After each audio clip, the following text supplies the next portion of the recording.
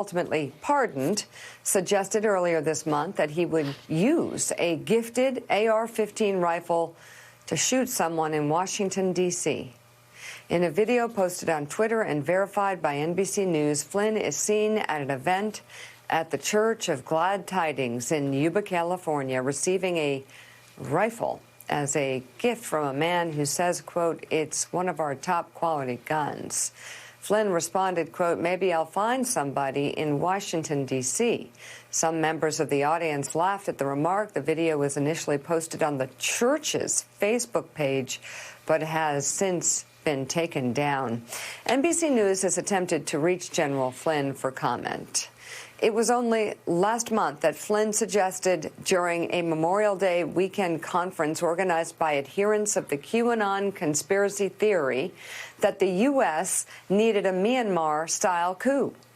When asked by an audience member, quote, "I want to know why what happened in Myanmar can't happen here," referring to Myanmar's military overthrow of a quasi-democratic government and brutal crackdown on dissent, which some QAnon supporters have cited approvingly, Flynn replied, quote, "No reason. I mean, it should happen here. No reason."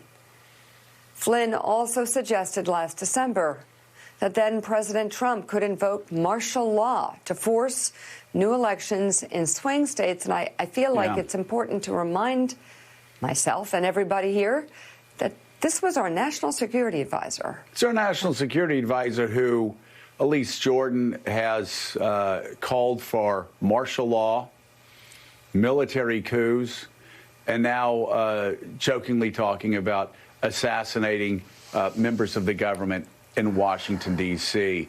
If you want to bet, a guy who's already pleaded guilty to lying to the FBI twice, any evidence needed for the cancer that Donald Trump was on the American government, need to look no further than his first national security advisor. Joe, and what I find even more amazing than Mike Flynn's consistently just insane comments, the guy was in the U.S. military for 33 years and got rapidly promoted.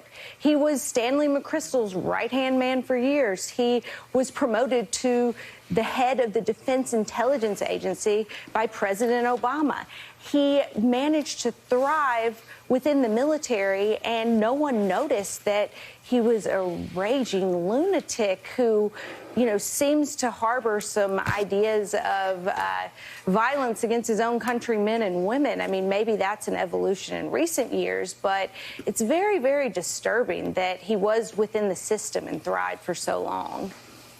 Was in the system, thrived for so long, and had generals come on this show talking about how in his time he was very good at what he did. He got radicalized during the middle of the Obama administration, especially when it came to Muslims, and it continues to become more and more radicalized. Fired, of course, by Barack Obama, fired by Donald Trump.